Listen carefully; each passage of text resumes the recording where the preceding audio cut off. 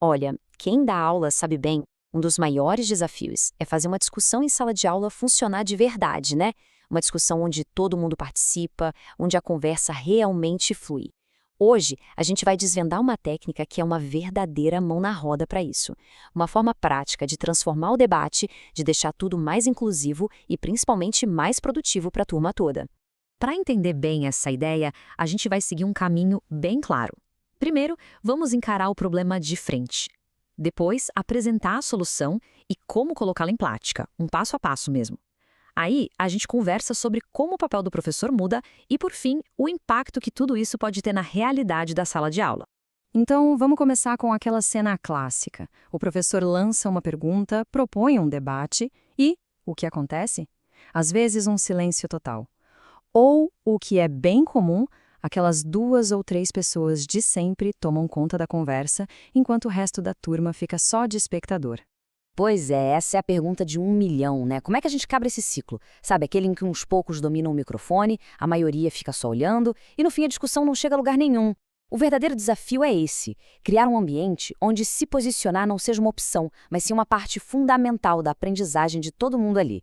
E é exatamente aqui que a gente entra com a solução. Para fugir dessa bagunça que uma conversa livre às vezes vira, a gente precisa de estrutura. E a técnica para isso se chama roda de posicionamento com mediação estruturada. É um nome um pouco comprido, eu sei, mas a ideia é genial e foi pensada justamente para resolver esses problemas.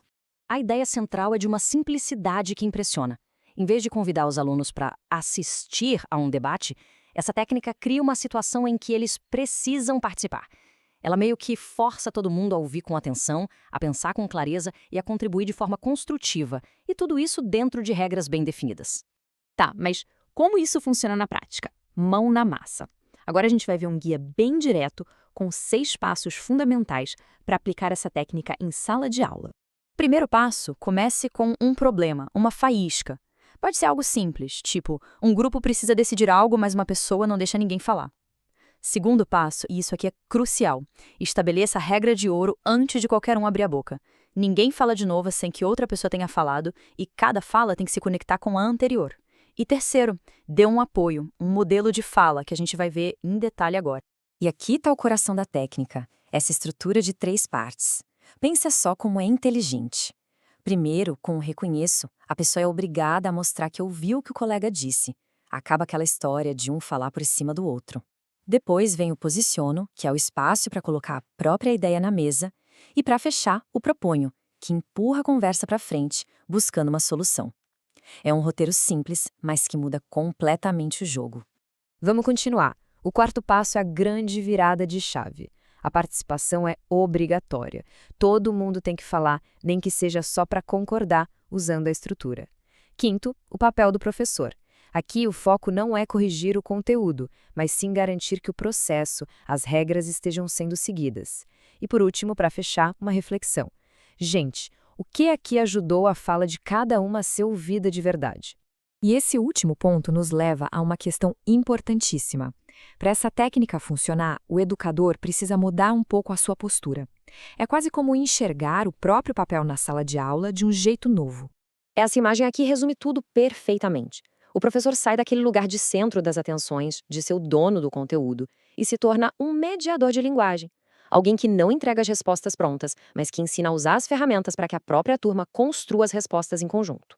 E como o mediador faz isso? Usando perguntas que cuidam do processo. Por exemplo, quem pode resumir o que a gente acabou de ouvir? Isso garante a escuta. Tem algo importante que a gente não está falando aqui? Isso amplia a visão.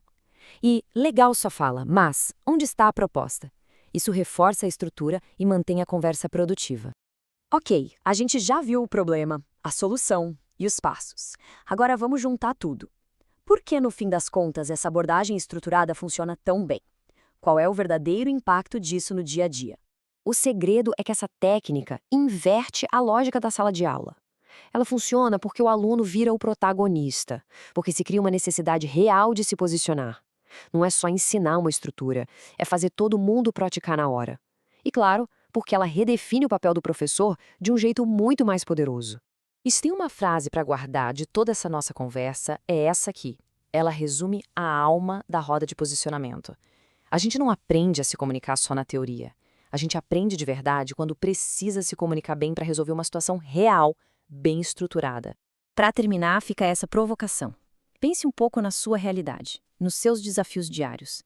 Em que situação uma estrutura como essa faria toda a diferença? Que tipo de conversa poderia ser totalmente transformada se existisse essa necessidade de todo mundo se posicionar e, mais importante, de todo mundo ser ouvido?